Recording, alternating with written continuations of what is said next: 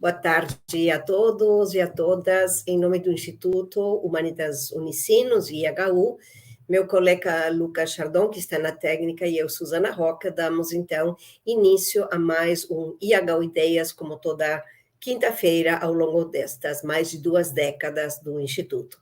Hoje nós temos a Conferência Constituição Cidadã, 35 anos, avanços, retrocessos e desafios frente às minorias e desigualdades. E quem vai auxiliar neste aprofundamento do tema, neste debate, é o professor doutor José Geraldo de Souza Júnior, da UNB, que tantas vezes também tem nos prestigiado com as suas contribuições, tanto presenciais quanto virtuais, e também com muitas publicações que vocês podem encontrar no site do IHU.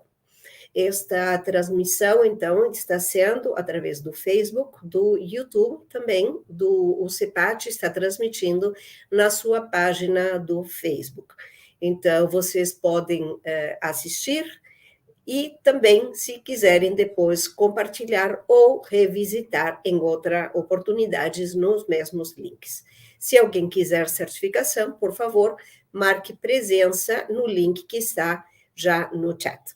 Nós vamos dar algumas notas do currículo do professor e depois vamos dar a palavra, sabendo que a última meia hora nós temos para as perguntas. Isso significa que, ao longo de todo o debate, vocês podem ir formulando, e é bom que já vão formulando as perguntas para poder tê-las já preparadas para essa última parte do nosso encontro em diálogo com o professor. Professor, então, José Geraldo de Souza Júnior, ele é graduado em Ciências Jurídicas e Sociais, mestre em Direito pela Universidade de Brasília e seu doutorado é em Direito do Estado e Constituição pelas Faculdades de Direito da UNB. Atualmente, ele é professor titular aposentado da Universidade de Brasília e tem vínculo de pesquisador colaborador pleno voluntário, atuando na Faculdade de Direito e no Centro de Estudos Avançados Multidisciplinares, tanto na pós-graduação quanto no mestrado, no doutorado, em Direitos Humanos e Cidadania. Professor José Geraldo é membro benemérito do Instituto dos Advogados Brasileiros e membro da Comissão Justiça e Paz da Arquidiocese de Brasília. Ele foi diretor da Faculdade de Direito da UNB em 1999 até 2003, diretor do Departamento de Política do Ensino Superior da CISUME em 2003 e reitor da UNB desde 2008 até 2012. O professor ensina, faz extensão, pesquisa na área de direito, com ênfase em teoria e direito, principalmente nos seguintes temas: direito, cidadania, direitos humanos e justiça, e é co-líder do grupo de pesquisa O Direito Achado na Rua, diretório de grupos de pesquisa do CNPq, que vocês têm já também publicações do IHU, né, matérias sobre esse achados na rua. Ele coordena a série O Direito Achado na Rua, com 10 volumes publicados pela editora UNB, e codirige a coleção Direito Vivo, da editora Lumen Juris, com a série O Direito Achado na Rua, com 6 volumes publicados.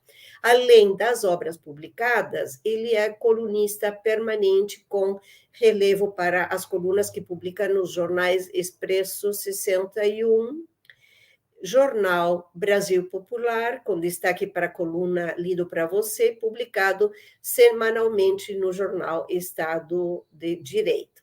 Ele tem outras publicações, mas eu vou querer recomendar que vocês leiam 2 publicações do IHU. O Direito Achado na Rua, alguns apontamentos, que está publicado na revista IHU Online, número 305, e também uma entrevista especial chamada Os Desafios de uma Constituição Global para Preservar o Futuro Comum. Então, com estas várias palavras, roubando o tempo do professor, mas dando-lhe uma calorosa boas-vindas, né, ao professor, lhe passo já a palavra. Muito obrigado, professora Suzana Roca, que é minha anfitriã nessa sessão, né? Agradeço as suas palavras de acolhimento. Quero também cumprimentar o Lucas Chardon, que nos faz a retaguarda do programa, né? E editora os portais da página do IHU nessa divulgação, né? Queria cumprimentar a comunidade que forma o IHU, aí em São Leopoldo, no Vale do Rio dos Sinos, né? E aqueles que nos acompanham nessa sessão do HU Ideias, né? O tema está colocado em realce na legenda da nossa sessão de agora, né? Constituição Cidadã, 35 anos, avanços, retrocessos e desafios frente às minorias e desigualdades. Acho que é um bom modo de configurar, né, o máximo e o mais convocatório possível para uma leitura da Constituição ao cabo de seus 35 anos, né? E só de confrontá-la com aquilo que a designa quando foi aprovada em 88, né? E logo chamada de Constituição Cidadã, como propôs o presidente da Assembleia, o deputado Ulisses Guimarães. Com a primeira Constituição, em seguida a independência da metrópole, né, que em 1824 foi promulgada e que foi apelidada pelos historiadores de Constituição da Mandioca. Os epítetos, né, já dão a medida do que significa, na experiência constitucional brasileira, a construção da obra constitucional, né? Entre uma Constituição com pretensão plena de reconhecimento de direitos e de cidadania, né? Aquela primeira que foi ainda editada num momento de clivagem do experimento colonial que nos marca, né? E que, com sua característica de uma Constituição censitária, isto é, constituída com base na definição da cidadania como cidadania de proprietários, né? Revela toda a dimensão excludente do que foi essa experiência colonial e tem sido ainda agora entre nós, né? Em 24, por exemplo, ainda que a Constituição fosse referida ao ideário do constitucionalismo moderno, inaugurado na Europa e nos Estados Unidos, no século XVIII, né? E que se fundasse no princípio da proteção dos direitos humanos, né? No contexto brasileiro, com a independência, nos colocamos na cena constitucional ainda sob um regime econômico escravocrata. O que significa que, se, como os franceses proclamaram na sua Constituição após a queda da Bastilha, e com a Declaração de 1789, que não será a Constituição a que não proteja os direitos humanos, né? A noção de direitos humanos, no sentido de que todo homem nasce livre e igual em direitos, no contexto brasileiro, em que o trabalho alienava o humano do trabalhador pela escravidão, o escravo, não sendo livre nem igual em direitos, não era propriamente pessoa humana, né? Então, vejam que salto formidável nesse percurso, e quanto a partir de uma Constituição cidadã, né, que incluiu como resultado das lutas sociais por emancipação todas as dimensões do processo político que caracteriza essas emancipações, emancipação no trabalho do trabalhador que, livre, se organiza politicamente e disputa o poder político e até, por exemplo, sob os auspícios da Constituição de 88, pudemos eleger um presidente operário, né? E agora reelegê-lo, né? Na conjuntura em que estamos vivendo, né? Mas nas demais dimensões, por exemplo, no contexto da Constituição de 1824, os indígenas, considerados silvícolas e, por conseguinte, de certo modo, um subproduto da condição ecológica, né, não eram reconhecidos na sua dimensão plena de humanização.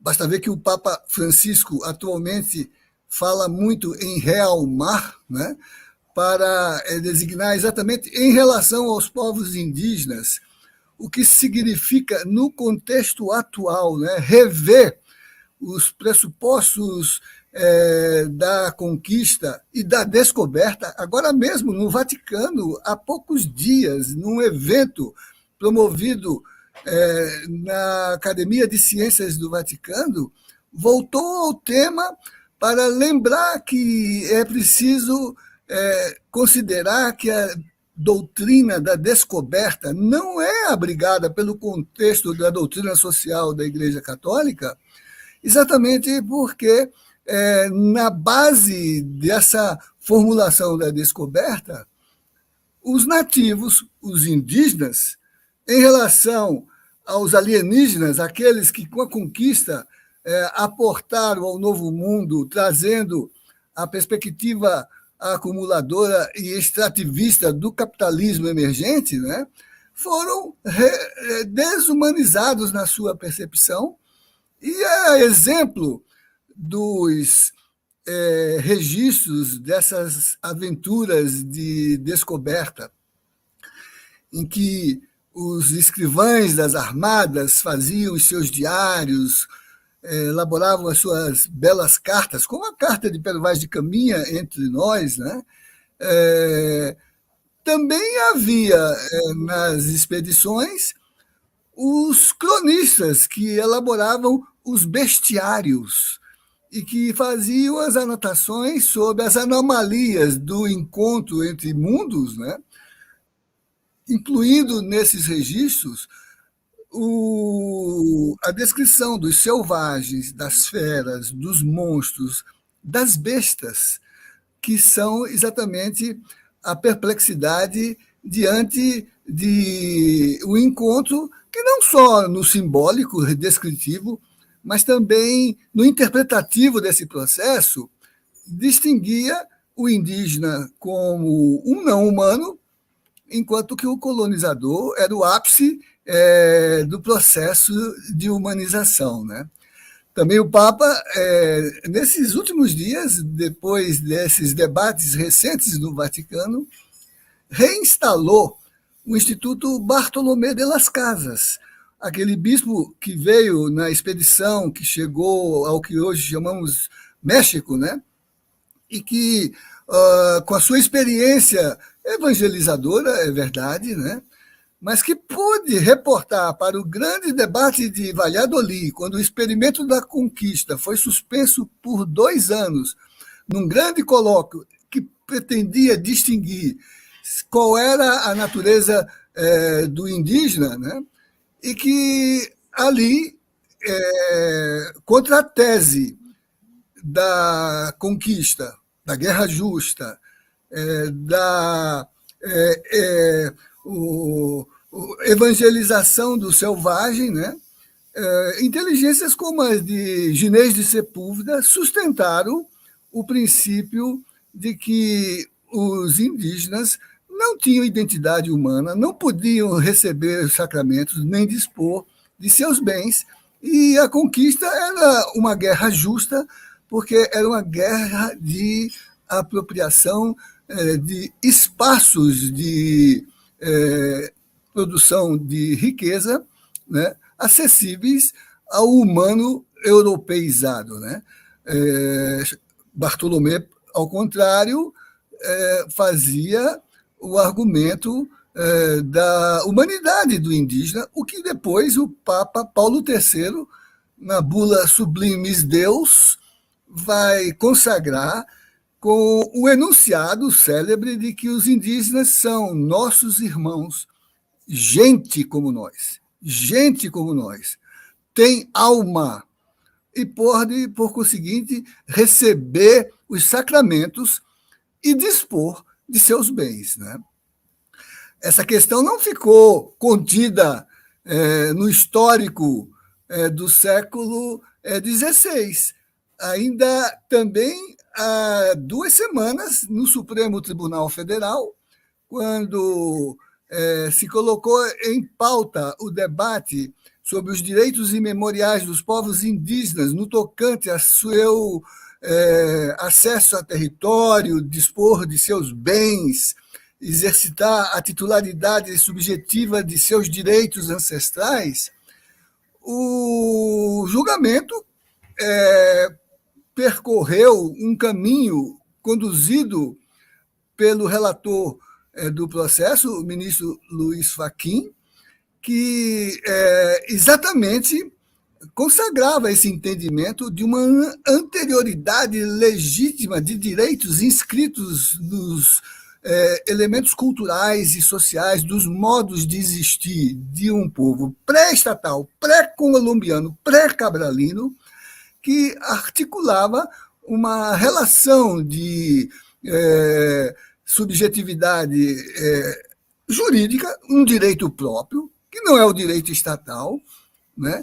E que, portanto, em relação ao direito estatal, não pode ser reduzido, porque, para o ministro, não é o Estado que cria o direito, é o social que o realiza, e, por conseguinte, o ato de demarcação, como um ato declaratório administrativo, não cria direitos, reconhece direitos e o protege, né?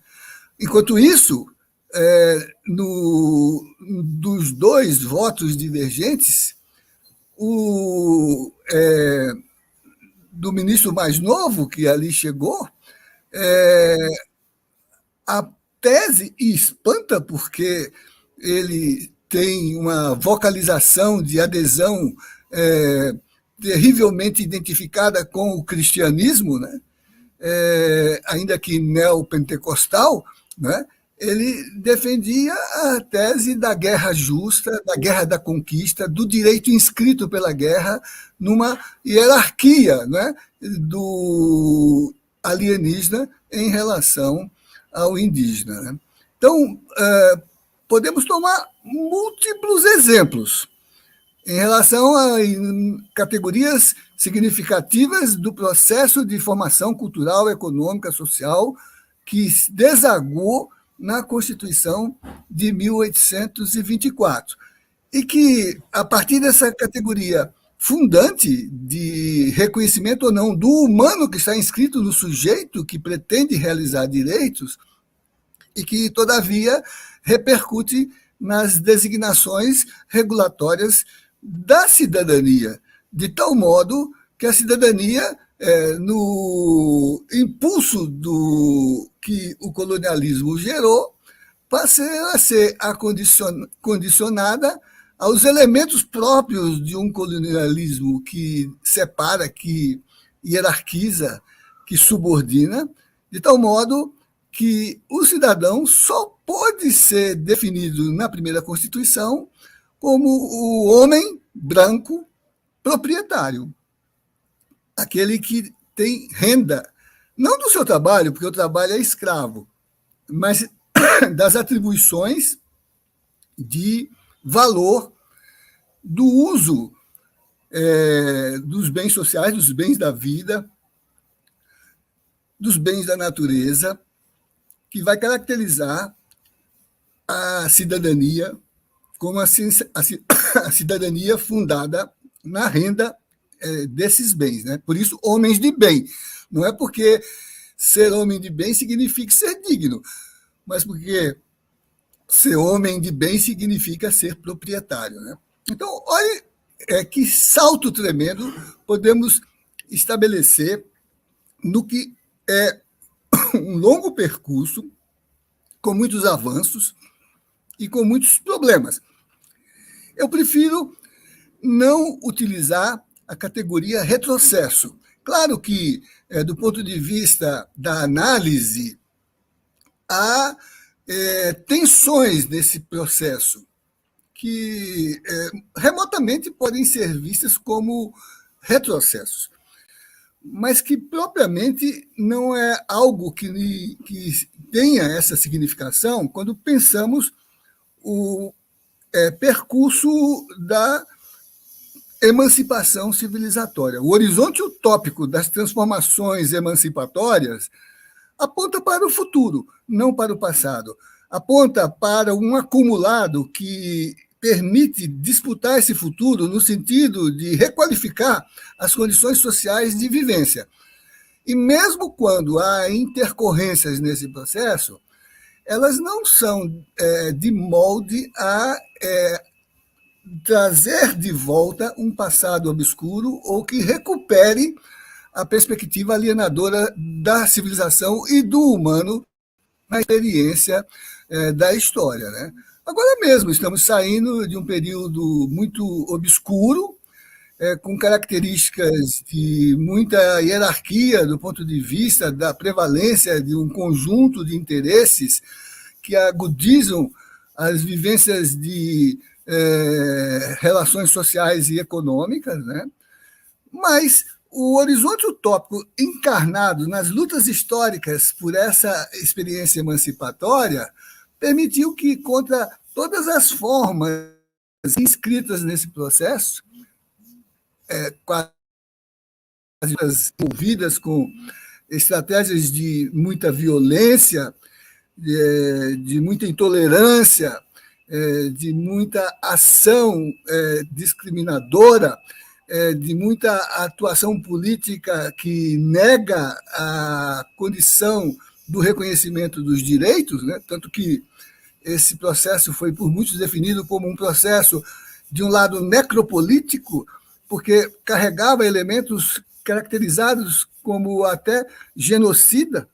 Pensemos, por exemplo, o processo que vivenciamos ao tempo da pandemia, né, que ainda não foi ultrapassado, mas que caracterizou, né, uma atenção do ponto de vista da governança muito mais focada na garantia da realização dos negócios do que propriamente no respeito à dignidade da existência, e a própria vida foi configurada do ponto de vista de que ela está no nível da mercadorização, né? Ainda ontem, numa comissão do Congresso, né, há um encaminhamento que permite uma ação mercantil do plasma, ou seja, daquilo que a Constituição atual retirou do mundo dos negócios, retirou da injunção do mercado,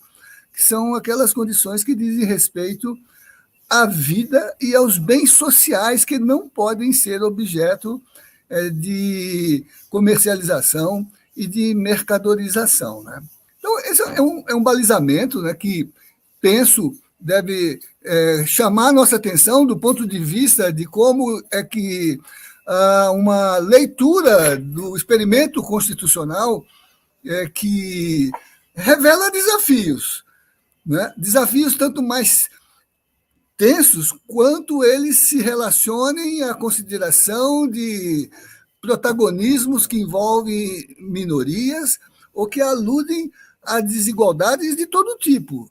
Desigualdades de ordem étnica, por exemplo, aquelas que se inscrevem na configuração do racismo, desigualdades de ordem de gênero, que se envolve na consideração do que temos chamado de patriarcalismo, mas, em última análise, que se inscreve na dinâmica do capitalismo, que desumaniza as pessoas e cria subjetividades valiosas para a consideração das coisas, das mercadorias, né, das máquinas e dos processos econômicos, né?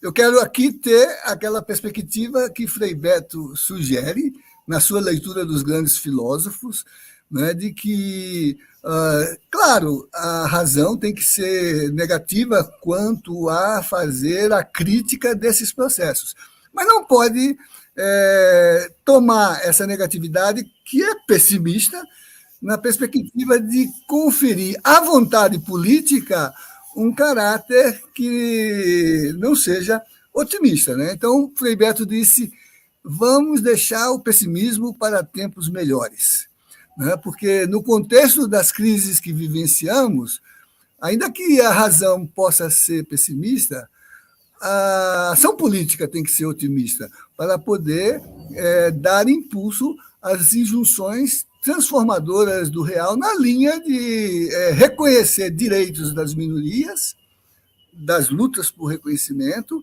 e superar as tensões decorrentes das muitas desigualdades. Então, esse é um plano geral que eu queria colocar para termos um balizador entre a primeira Constituição e a atual, ao longo do seu experimento dos 35 anos, que são completados hoje, 5 de outubro, né? E que marcam o dia com um grande jubileu de muitas manifestações. Ontem mesmo, no Supremo Tribunal Federal, eu participei do lançamento desse livro, A Constituição da Democracia em seus 35 anos, organizado pelo professor e ministro Luiz Edson Fachin, pelo professor e ministro Luiz Roberto Barroso, pelo professor e desembargador federal Álvaro Ricardo de Souza Cruz, né? Com muitas contribuições de magistrados, de acadêmicos. Eu próprio contribuo com um trabalho que se chama Constituição Federal, 35 anos, ainda uma disputa por posições interpretativas. Então, esse é um pano que eu gostaria, um pano de fundo, que eu gostaria de ter para a nossa conversa. A Constituição não é o texto só que foi promulgado no dia 5 de outubro de 1988. É também o texto, mas é, sobretudo, disputas dramáticas por posições interpretativas que se articulam no contexto das interações que no social estabelecemos para afirmar, disputar a concretização de projetos de vida, projetos de sociedade, né? Há pouco dava o exemplo da questão indígena e o seu projeto de sociedade, que está inscrito na concepção, né, de reconhecimento de uma historicidade. Quero dizer que hoje, por exemplo, foi admitido para a Academia de Letras brasileira Ailton Krenak, o primeiro indígena que tem assento na Academia Brasileira de Letras, né? Um grande escritor, intérprete da sua cultura, alguém que formula uma concepção cosmológica ligada às tradições interpretativas da experiência do mundo, sob a perspectiva da contribuição indígena para pensar as humanidades, né? E Krenak, por exemplo, com essa configuração, entre outros títulos, doutor honoris causa da minha universidade, com uma moção que derivou de proposta de programa no qual eu sou membro, esse programa de Direitos Humanos e Cidadania do Centro de Estudos Avançados Multidisciplinares. Na altura, tive a honra de subscrever a moção, juntamente com minha colega, o professora Vanessa Castro, mas também secundado na formulação pela professora Marilena Chauí, que é também doutora honoris causa pela UNB, e pelo professor Boaventura de Souza Santos, que é também doutor honoris causa pela UNB.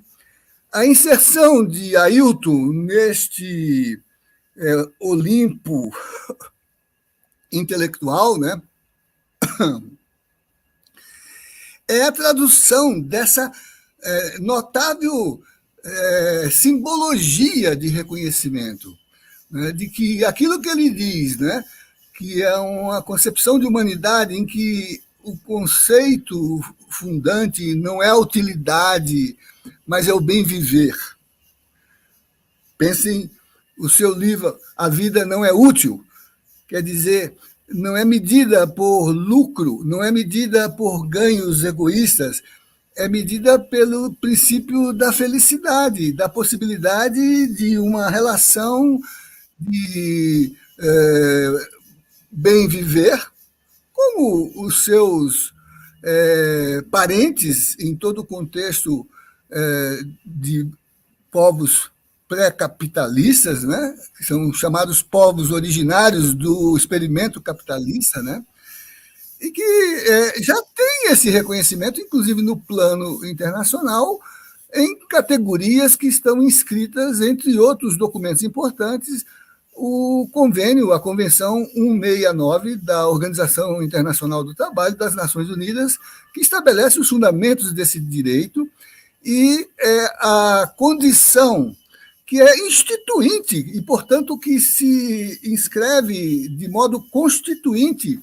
no processo de afirmação dos direitos fundamentais civilizatórios para validar a legitimidade do modo de existir, de reexistir dos povos tribais, dos povos originários, dos povos indígenas.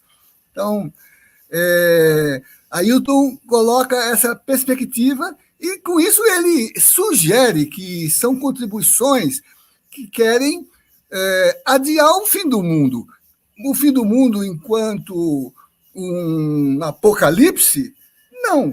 Um fim do mundo enquanto um modo de se relacionar as pessoas com as pessoas e as pessoas com a natureza. Por isso que a base da sua leitura é a tese de uma constituição do planeta, de uma constituição da Terra.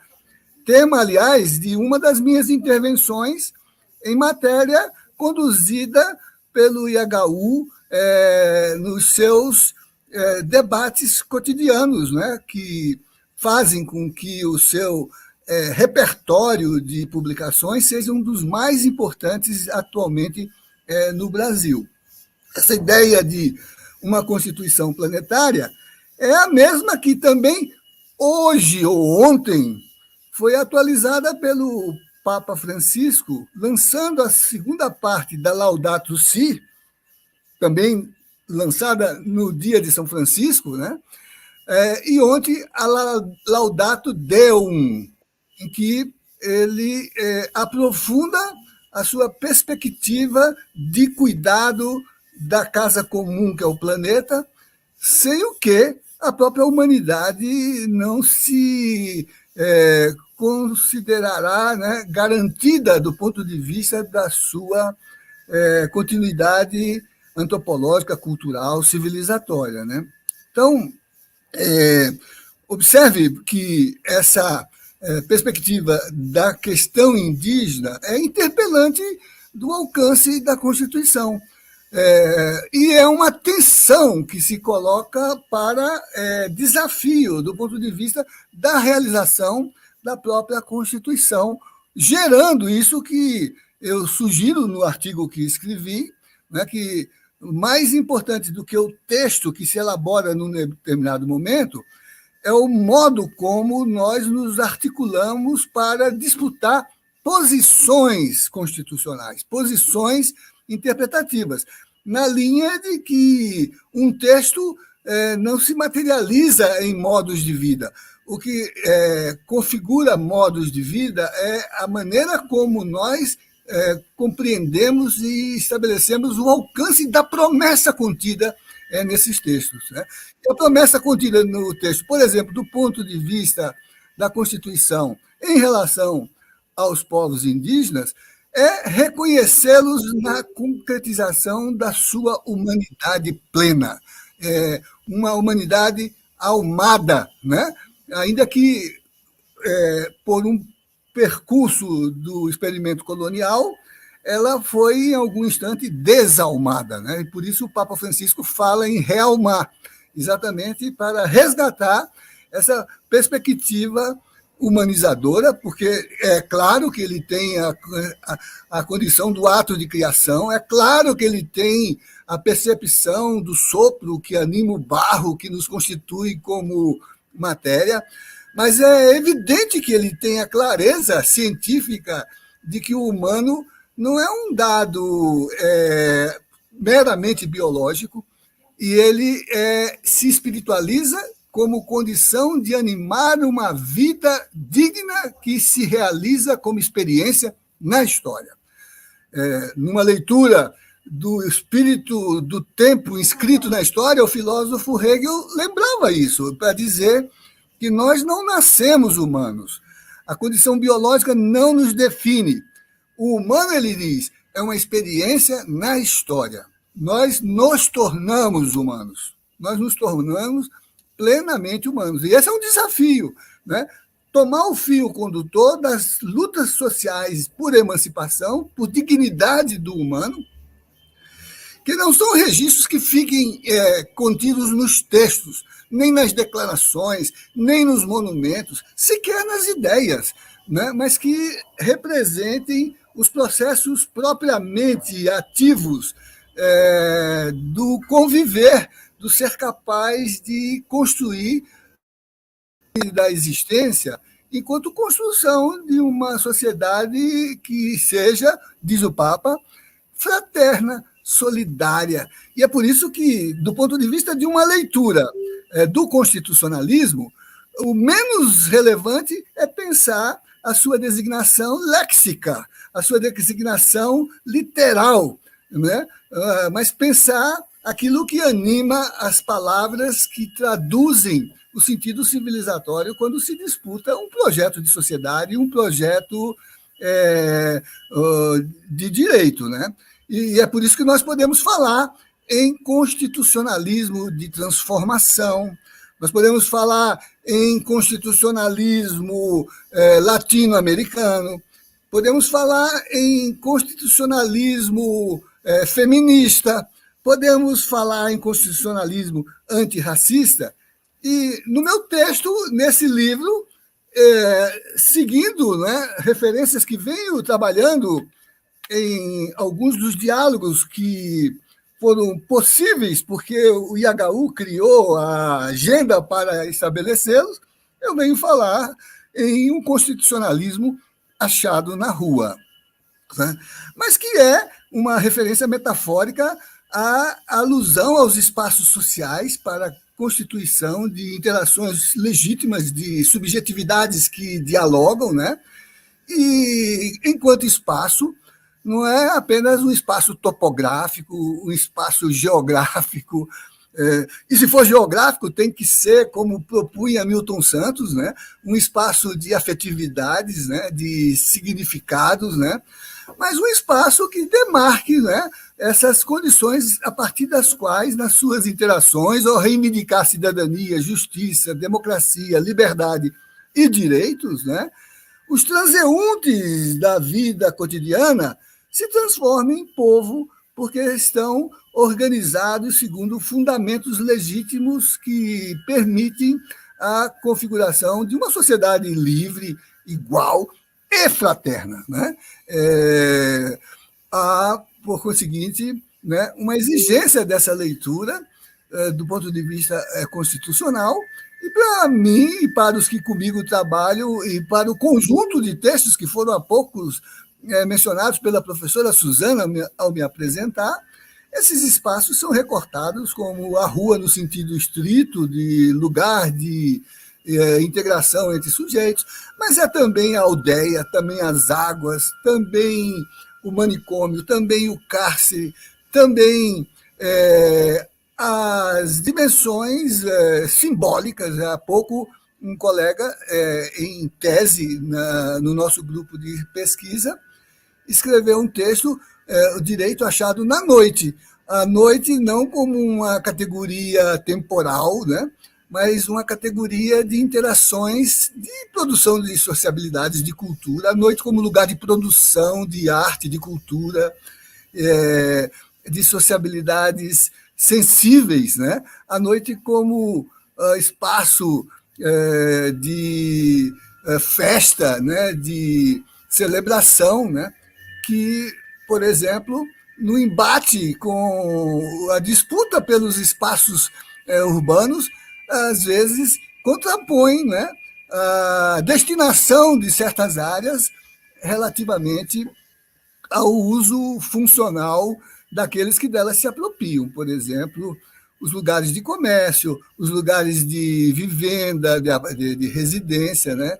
E aqui em Brasília, por exemplo, por essa injunção, se construiu uma lei do silêncio, que pensa a música como barulho e não como harmonia, e, em troca, se organizou um movimento social chamado Quem Desligou o Som, exatamente para abrir um debate institucional no sentido de equilibrar as diferentes pretensões. Eu dei o exemplo dos povos indígenas, porque ele é um exemplo propriamente constitucional, de disputa por realização da Constituição.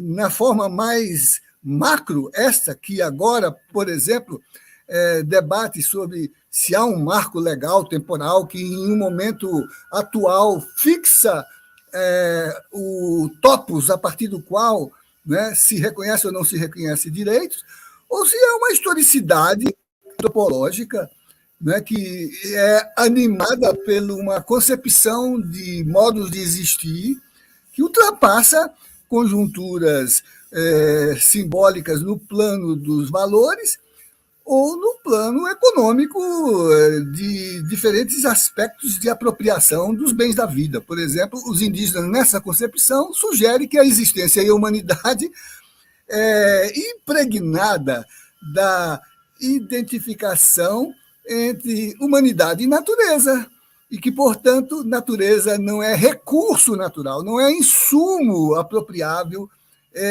explorável, né?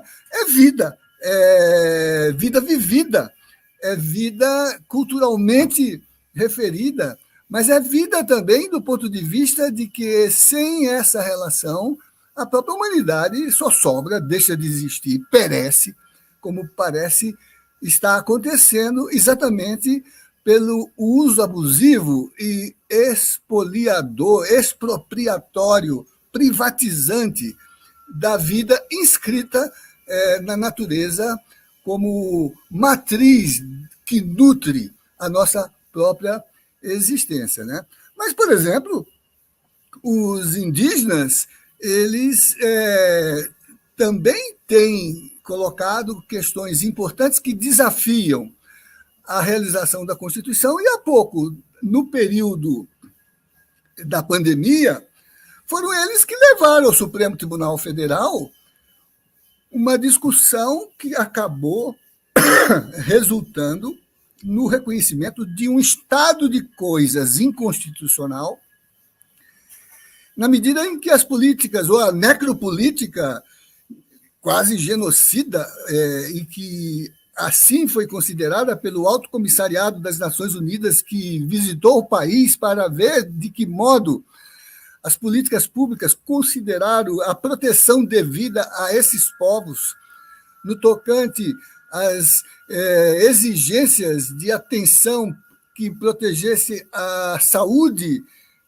de todo o povo, mas notadamente dos povos mais incidentes do ponto de vista da necessidade dessa proteção, povos indígenas, povos quilombolas, povos ribeirinhos, os chamados povos tradicionais. Os indígenas conseguiram demonstrar no Supremo Tribunal Federal que essa necropolítica tinha produzido um estado de coisas inconstitucional e reivindicaram que o Supremo Tribunal Federal conseguisse colocar protocolos exigíveis à governança para adotar medidas, por exemplo, para garantir a saúde dos povos indígenas, dos povos quilombolas, dos povos originários, dos povos tradicionais, né? E salvaguardar aquilo, por exemplo, que foi uma ação que vitimou tanto quanto, e em proporção equivalente, o povo com mais de 700 mil mortes evitáveis, mas também, no caso indígenas, mortes simbolicamente irreparáveis, como, por exemplo, a perda de verdadeiras bibliotecas quando morria um ancião ou um pajé ou alguém que constrói a tradição oral da cultura e dos conhecimentos e que, por exemplo, ao falecer, carrega esse cabedal de conhecimentos que marcam a identidade de um povo, né, que não é uma sobrevivência do passado, é uma aliança para o futuro. Pudéssemos nós nos inspirar na perspectiva, como Krenak coloca, né, de uma vida que não seja mera utilidade, né, ou uma relação com o planeta e com a natureza que adie o fim do mundo, né, e nós poderíamos ter, né, um avanço altamente civilizatório, como, afinal, o próprio Papa Francisco, ao chamar a atenção para o dano de uma interpretação de descoberta que seja subordinadora para desumanizar o indígena, né? Mas também que recupere o sentido ecológico do cuidado para preservar a nossa casa comum, né? Não só como um laudato si, mas um laudato deum, né? Mas a mesma coisa a gente pode ver, por exemplo, em relação ao âmbito mais nitidamente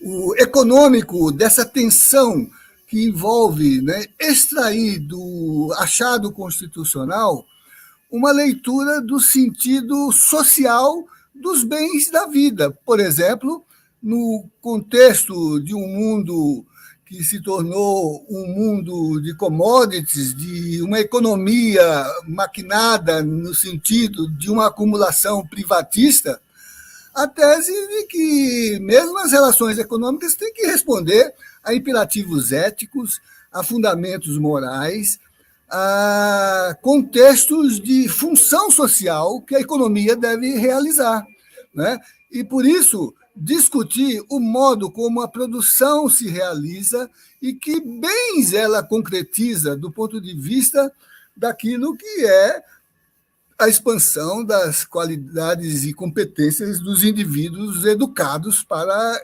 orientar a sua ação no mundo, né? Nessa discussão constitucional, a Constituição de 1988, colocada ainda num contexto de tensão entre concepções de mundo e de economia, né? Entre ideias de partilha e de acumulação possessiva, privatizante, distinguiu certos bens que podem ser objeto de ação econômica conduzida pelas estratégias de mercado, daqueles bens que não podem ser reduzidos à lógica vicária do mercado, bens que são bens que garantem o desenvolvimento pleno do social emancipado, bens como saúde, bens como educação, né?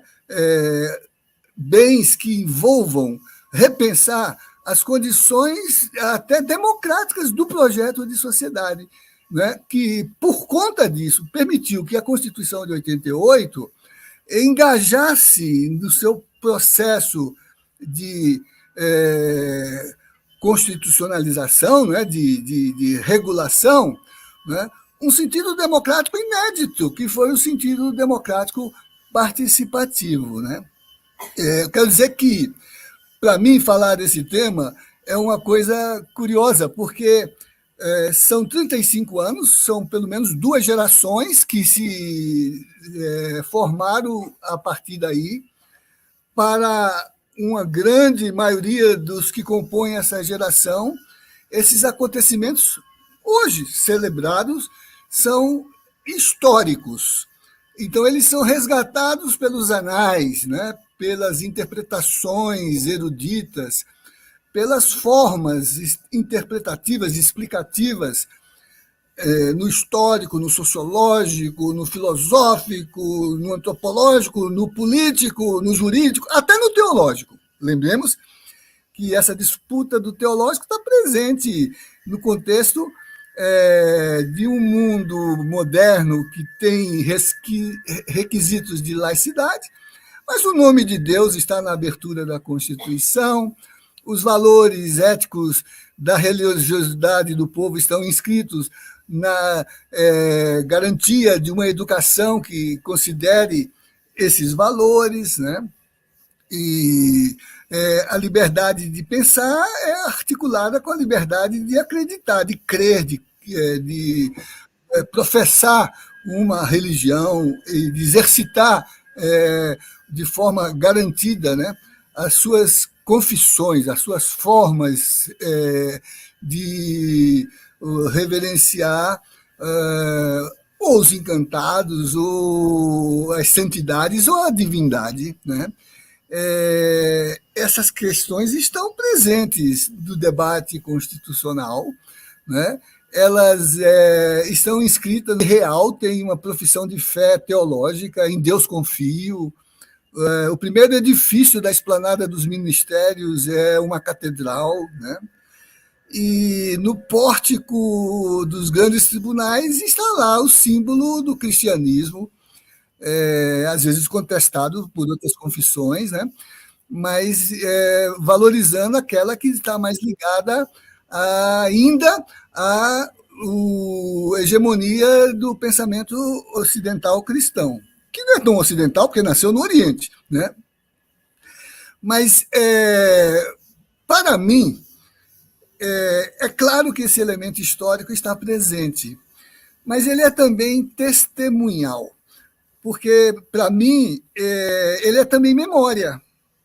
Então, quando eu falo de 35 anos de Constituição, penso os seus avanços, os seus desafios, as tensões que os sujeitos sociais trouxeram para o debate que nela resultou e que depois dela estão na agenda das construções políticas interpretativas para a sua realização, o meu eixo principal é testemunhal, e ele foi feito por 2 motivações que ainda mais avivam essa memória.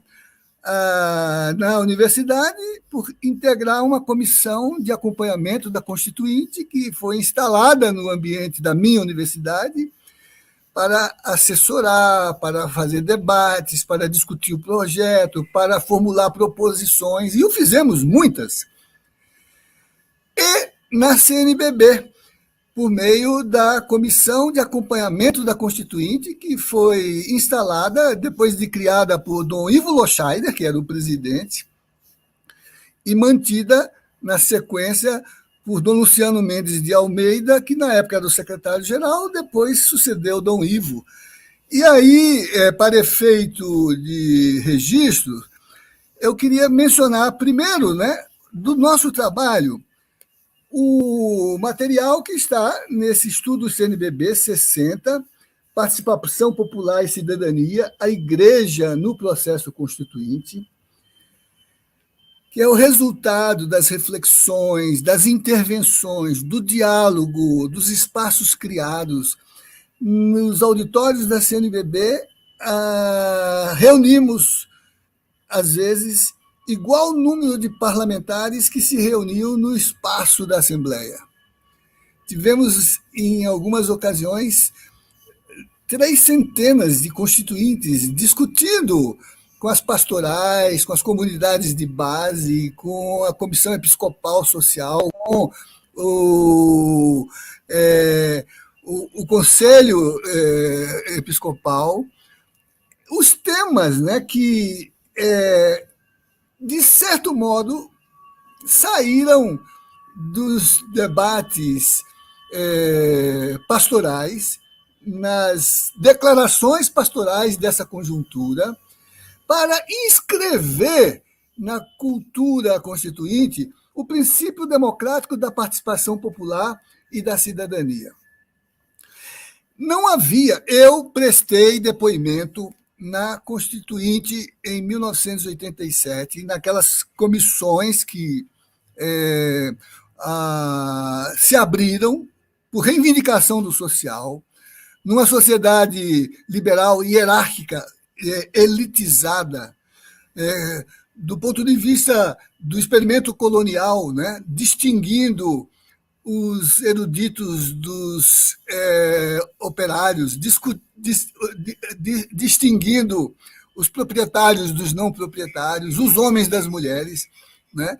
Eu assisti à mobilização do social que havia lutado pela redemocratização, com grande apoio das comunidades eclesiais de base, romper com o elitismo do processo de representação que delega a notáveis produzir uma obra legislativa ou uma obra constitucional, e se reivindicar o espaço de participação discursiva, propositiva, da sociedade organizada no contexto das 24 subcomissões que se estabeleceram para acolher esse diálogo.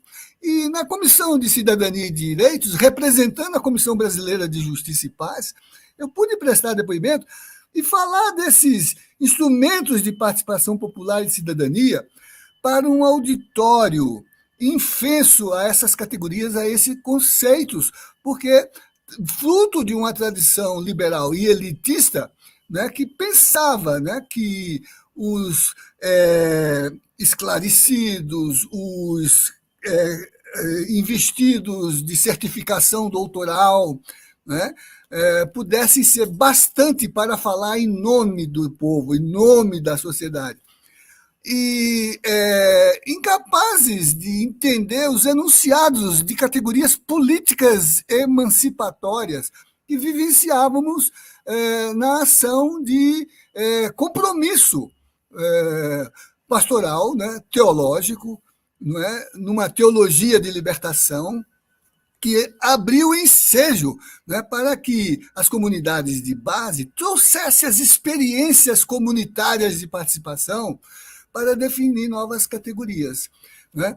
Então, quero dizer que, ao final do processo, aqueles parlamentares já estavam doutorados no tema, incorporaram esses conceitos e puderam escrever uma Constituição que saltou do princípio de que o poder é representado por delegados que são representantes do povo, para incluir a forma participativa da participação do povo nessas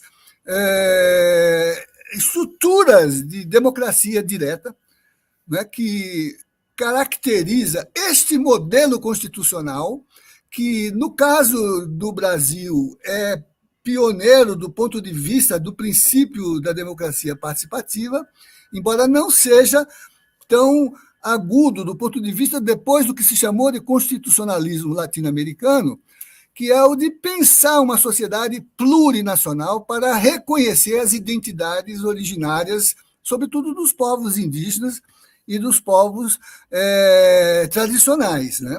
Camponeses, por exemplo, né?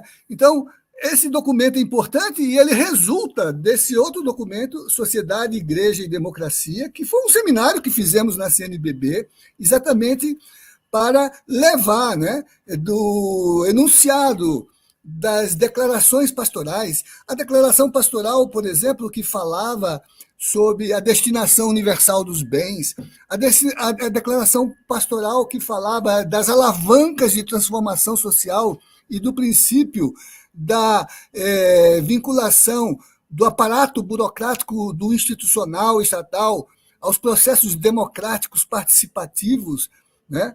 E tudo isso está documentado nessa edição da revista Vozes, de 1900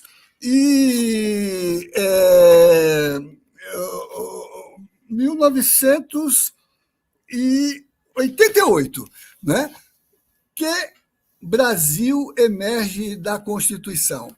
Aqui, Plínio de Arruda Sampaio, Padre José Hernani Pinheiro, eu próprio, João Batista Reckenhoff, Ivo Poleto, João Gilberto Lucas Coelho, Jair Antônio Meneghelli, Ademar Mineiro, vários ativistas e expressões do agir pastoral puderam traduzir as suas impressões do documento que saiu da própria Constituição. E, no meu caso, por exemplo, o meu artigo é a nova Constituição e os direitos do cidadão, para configurar essa tese, né, da democracia participativa, que tem, no contexto do documento constitucional, o fundamento de que certos bens sociais não são reduzíveis ao sentido mercadológico, ao sentido mercadorizável, que também coisifica a vida, né? A educação, a saúde. E o Sistema Único de Saúde, que nos garantiu na pandemia, que preservou os enunciados, seus princípios, os seus valores, né, como estratégia de educação popular para a saúde como um bem da vida, foi um instrumento importante desse processo, né? Eu já estou chegando no limite do meu tempo para ter um pouco de convivência com os participantes para um diálogo, né, que combine. Lembrando, como eu disse, né, que, embora eu me refira à memória, eu o faço naquele sentido que Garcia Marques, no seu célebre livro Viver para Contar, indica que é a função da memória ao lembrar que a vida não é a que a gente viveu, e sim a que a gente recorda, e como recorda para contá-la, né? Então, tem um pouco dessa mediação, que, aliás, Santo Agostinho, nas Confissões, aludia a essa função da memória, né? Que, para ele, é memória da memória, né? Não é como a gente propriamente viveu, mas como a gente recorda e como a gente memoriza a própria memória para poder narrar, né? Então, eu queria só trazer um outro fundamento que mostra esse sentido do processo, que é desafiador, porque ele é atualizador do sentido democrático, do avanço civilizatório. E por isso que eu não falo em retrocesso. Eu não falo em retrocesso. O horizonte utópico não permite que a gente retorne, porque a capacidade, e foi isso que impediu, nessa conjuntura, o seu maior desafio nesse período que vivenciamos, protofascista. Não me refiro ao fascismo acadêmico, que é aquele que se configura por um acontecimento da primeira metade do século XX, no experimento totalitário da Europa. Me refiro àquelas formas eternas do fascismo que Humberto Eco indica sempre estão presentes entre nós, na medida em que o nosso egoísmo retire o reconhecimento do outro e o reduza na sua dignidade, né? Eu queria aludir, por exemplo, a uma experiência que vivenciei agora há pouco e que foi lida sob a perspectiva de uma disputa constitucional por conta do modo de realizá-la. A CPI do MST, na qual tive uma participação como convidado a expor a situação agrária brasileira, e que fundei meu argumento em 3 pressupostos. O primeiro, de que movimento social é uma estratégia de democratização da sociedade e que, quando ele reivindica para o bem comum, ele politiza a sua ação e não pode ser criminalizado. me vali do Papa Francisco, que agradece às famílias sem terra a sua generosidade como solidariedade, como agora aí no Rio Grande do Sul. Aí no Rio Grande do Sul, em que, diante da crise climática e a população carente, e não só os pobres, mas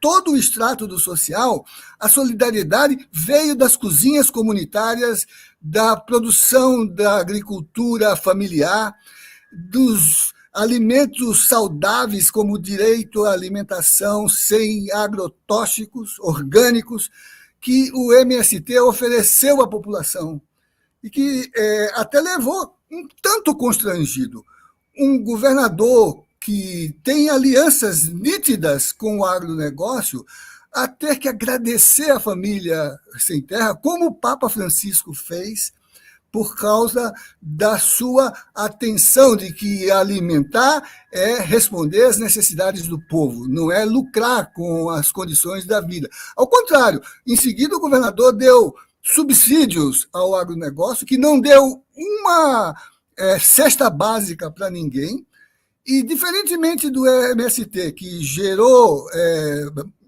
alimentos para a população para garantir seus preços, esta semana os agricultores do ruralismo jogaram leite fora. Destruíram litros e litros e litros e litros de leite, ao invés de distribuí-lo com os mais necessitados. Então, esse princípio, o princípio de que é um sujeito de direito que reivindica um bem público e que pede que a Constituição se realize para cumprir a sua promessa de garantir reforma agrária como superação das desigualdades, da pobreza, como superação do egoísmo, como superação do modo privatizante de acesso à terra e território, que pede que só seja legítimo o modo social de fazer cumprir o fundamento de qualquer propriedade. Nem precisa ser tão radical como aquela promessa do cristianismo, de que há uma destinação universal dos bens. Né? Pensemos em Isaías. Né? Então, esse ponto. Por isso, a segunda distinção que quis fazer lá, de que, por conta dessa promessa constitucional, o direito, mesmo o direito formal, mesmo o direito estatal, mesmo o direito judicial, reconhece que quando se cumpre a promessa da Constituição e se contradiz ao uso não social da propriedade da terra, o que realiza politicamente esse fim não esbulha, não pratica crime, não incide nas injunções do Código Penal do esbulho possessório. Por isso que o MST ocupa e não invade. Ocupar é dar uma destinação social a um bem que tem que cumprir esta função. E, por isso, os próprios tribunais brasileiros já reconheceram que aquele que ocupa terra para fazer cumprir a promessa da Constituição de realizar a reforma agrária, ocupa, mas não invade. Politiza e não é criminalizável. Né? Deixei isso claro. E o terceiro ponto foi distinguir as estruturas de produção, que o social media, né, a condição legítima da produção, e, por conta, a eficiência não é a rentabilidade do negócio, a eficiência é a felicidade do povo. E, por isso, o sistema de produção ele não é medido porque há mais ou menos investimentos do ponto de vista da expectativa do lucro que se extraia dos negócios. Ele é medido porque ele causa condição de satisfação das necessidades sociais, mais ou menos como está lá nos Atos dos Apóstolos. Então, os cristãos vinham aos apóstolos, traziam o produto do seu trabalho, que passava a ser distribuído a cada um conforme a sua necessidade. Né? Lucas era um constituinte, do sentido da formação da estrutura social da comunidade cristã originária. Os Atos são a constituição da comunidade cristã. Então, eu tentei trabalhar isso na linha, né, de que, por exemplo, a subjetividade ativa dos movimentos sociais cria um sujeito coletivo de direito que realiza um projeto de sociedade. Que a democracia não é uma forma de governo apenas, é uma forma de sociedade. E, enquanto tal, ela, quando se constitucionaliza, a Constituição é um instrumento para a expansão contínua dos direitos. Os direitos não são quantidades, não são estoques regulatórios em almoxarifados legislativos. Os direitos são relações. E a relação mais expressiva do processo de sociedade é aquela que expande o humano que precisa ser realizado no social. E isso civiliza a própria sociedade. Acho que esse é o modo de ler a Constituição Cidadã nos seus 35 anos, essas disputas que temos que fazer, essas disputas que têm que ser feitas na linha emancipatória da Constituição, a favor da Constituição, a favor do povo, a favor da superação das desigualdades, do reconhecimento da dignidade das lutas por emancipação, e não a Constituição contra a Constituição, como assistimos nesses surtos autoritários, que exatamente por conta do caráter de cidadania que se inscreveu ali por mobilização do social que lutou por democracia e por direitos, a Constituição resistiu. E nós não fomos sufocados na sanha fascista que se avizinhou de forma miliciana de nosso movimento e que pôde ser salvaguardada porque temos um documento de emancipação, que é a Constituição Cidadã. Então, professora Suzana, era o que eu queria dizer, né? Agradeço ao IHU, que tem colocado esse debate há bastante tempo. Muitos dos elementos que eu trouxe aqui já estão no acervo dos hiperlinks, né? Que a senhora, inclusive, trouxe para o chat, né? E espero ter atendido a expectativa da editoria, que pautou esse tema tão bonito, a Constituição Cidadã, 35 anos. Obrigada, professor. Somos nós que lhe agradecemos sempre pelas suas contribuições. Tem várias pessoas saudando, parabenizando, e temos 3 pessoas intervindo com perguntas que não sei como é que vai fazer para responder em 15 minutos todas, tá? Mas vamos fazer assim. As saudações... No chat tem muita coisa, viu? No chat. Exatamente. Aqui, mas tem muita coisa. Tem saudação de Sérgio Roberto Lema, tem de Marconi... professor de Santa Catarina, professor em Santa Catarina. Marconi Moura de Lima, e depois diz André Mendonça, Padre José Ivo, e depois, finalmente, tem... Falávamos dele há pouco, o Padre Ivo Folma. Sim, também Júlio César Lopes. Então, vamos fazer assim, professor. Eu vou ler todas as contribuições e o senhor vai escolher o que vai dar para responder em 15 minutos. Pode ser? Muito bem, pode ser. Assim, todo mundo pode ter espaço, né? Pelo menos que se escutem as suas vozes. Então, Teca diz como buscar o diálogo com cristãos. Como a deputada de Santa Catarina, a mesma que o senhor já deu uma aula sobre a cognição e discernimento esses dias, que disse que vai ter sangue se o marco temporal não passar. Depois tem alguém que nós conhecemos também que diz, desde a promulgação da Constituição até hoje, ela vem passando por um contínuo cenário de crises. Quais foram bem desenvolvidas e em que aspectos a aplicação da Constituição ainda está mitigada? E a segunda parte da pergunta é do mesmo tipo.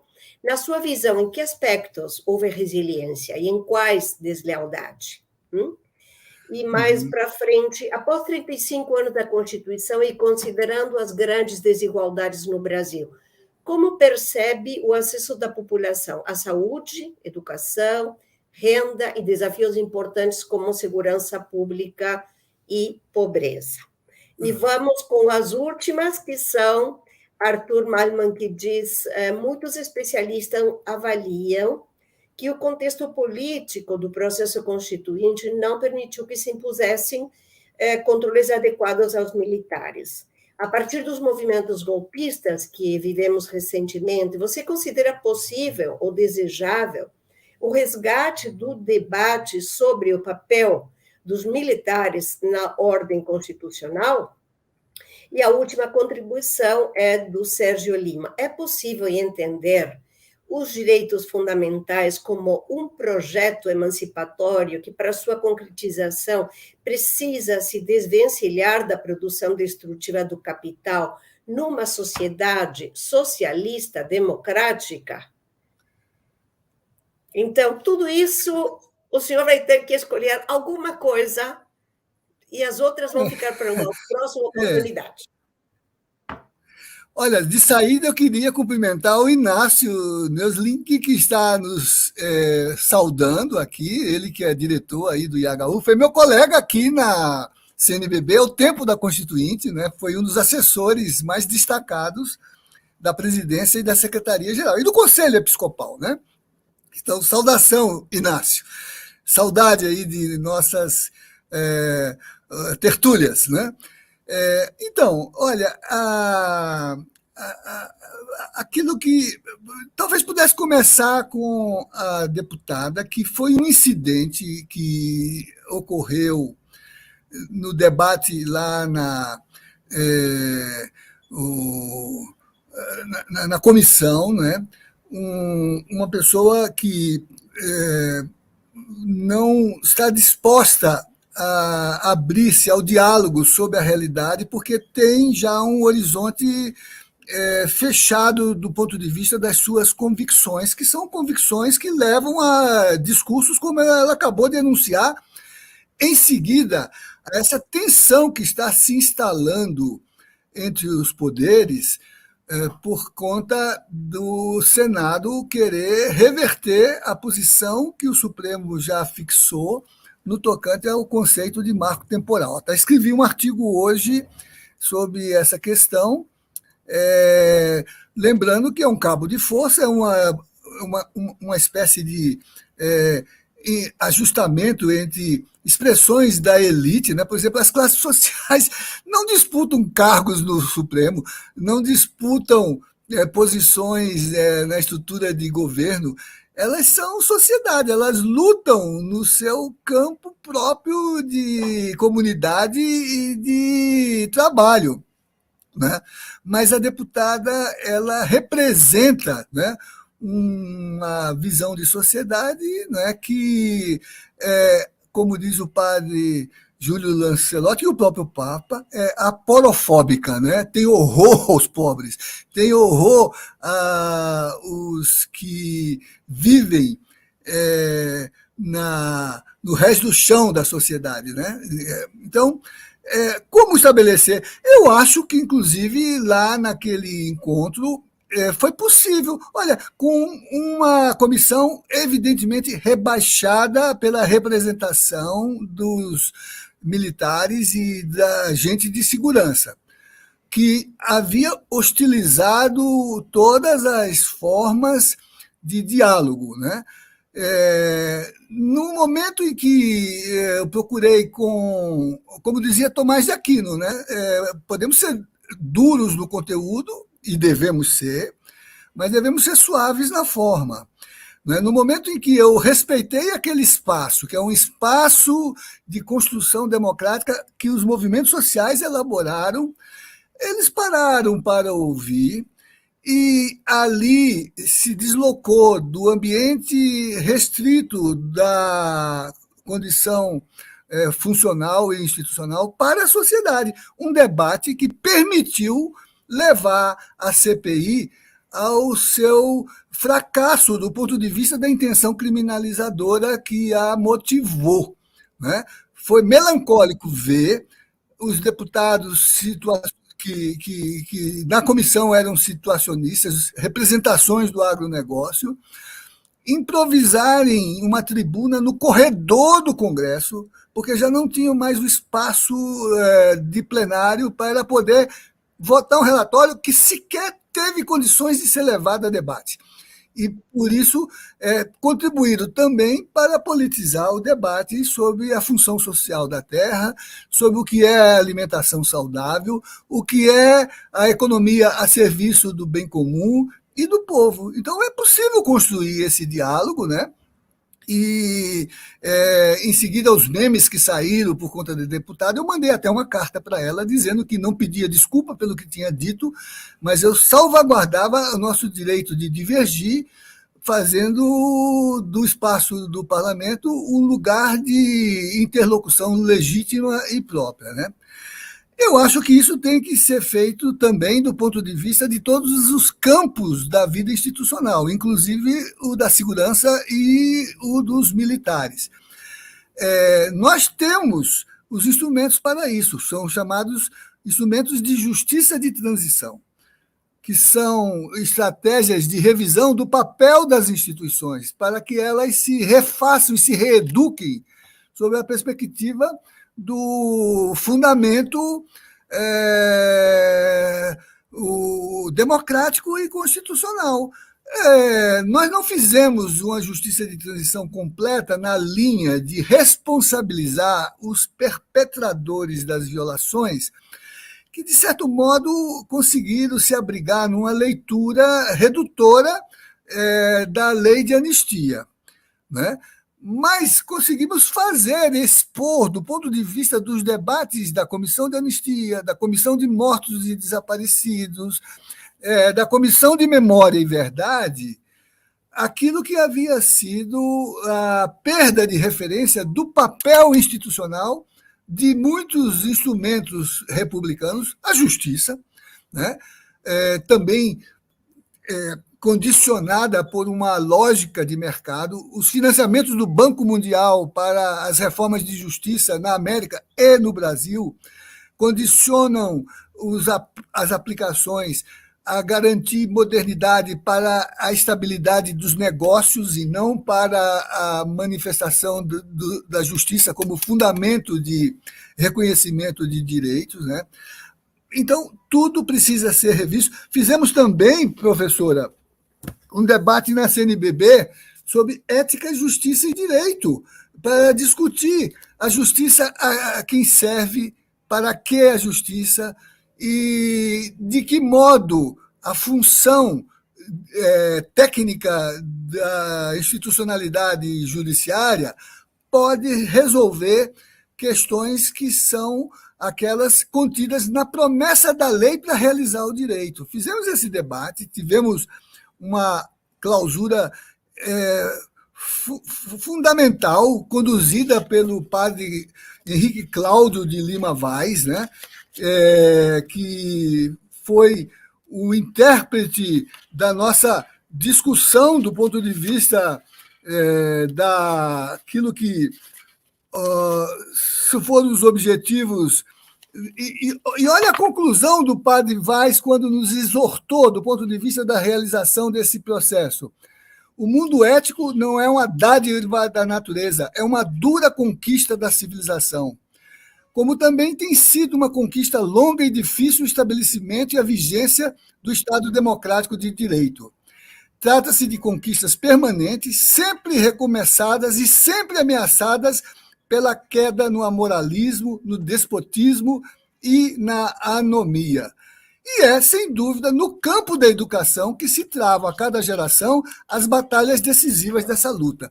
Eu acho que essa lição do padre Vaz nos indica, né, que são formas conscientes de recuperação das instituições para que elas cumpram o seu processo civilizatório. Os militares agora eles estão sob juízo crítico na CPMI do 8 de janeiro. Nós estamos ouvindo pela primeira vez generais sendo colocados sob a ameaça do perjúrio, alguns inclusive se valendo de habeas corpus para poder exercitar o silêncio, né, que não os incrimine e já se incriminando, né? E que estão revelando, né, os bastidores de uma conspiração para a apropriação possessiva do orçamento público, no interesse de suas motivações pessoais, ou grupais, ou até clandestinas, né? Estamos assistindo esses generais já sendo colocados e um debate sobre a revisão do papel das Forças Armadas. Ninguém está mais imune aos controles políticos e sociais de uma democracia, né, que, para se realizar, ninguém pode estar fora do controle constitucional das suas condutas, né? Então, eu acho que como diz o Frei Beto, né? Vamos deixar o pessimismo para tempos melhores. Nesse momento, incumbe construir as mediações, né? E estamos assistindo, não é, com percalços, porque são motivações que fazem parte do revestimento da nossa própria consciência social e consciência de classe, né? Então, na medida do discernimento democrático, né, a gente vai podendo trabalhar essas condições, vamos dizer assim, de restauro democrático do que proclama uma verdadeira justiça de transição. Já está começando a haver, inclusive, responsabilização, mas, pelo menos, já está havendo a condição de restauro da dignidade, na medida de tirar das marcas da memória o sentido aviltante de condutas que se desviaram das funções constitucionais de uma sociedade livre, né? Então, eu diria assim que falta 4 minutos para encerrar nosso tempo, professora. Todas as manifestações são muito importantes. Eu tenho dialogado com alguns dos interlocutores que o Marconi Burum, o Sérgio Lema, que é professor lá em Santa Catarina, né?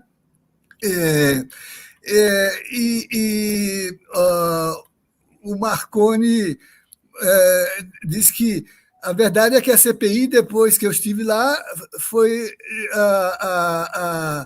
permitiu uma guinada do ponto de vista de que a sociedade percebesse que um movimento social ele constrói mediações democratizadoras que, quando se realizam, podem permitir, por exemplo, com relação ao que se colocou para a educação e para a saúde, recuperá-las para o sentido público a que elas se destinam. Pense que, durante a pandemia, os muito ricos tentaram quebrar o princípio do acesso universal e equânime ao Sistema Único de Saúde para, com seu poder econômico, disporem de vacinas que o protegessem enquanto seus trabalhadores sucumbiam às injunções de uma sociedade que não atribuiu garantias para a sua proteção. E o Sistema Único tornou impossível furar fila, usar o poder econômico, pode importar se quiser, mas os bens e os insumos vão servir à fila única universal de que o Sistema Único, com seus princípios que envolvem, inclusive, professora, categorias como diálogo de saberes, como amorosidade, cuidado universal e uma visão fraterna da existência em sociedade.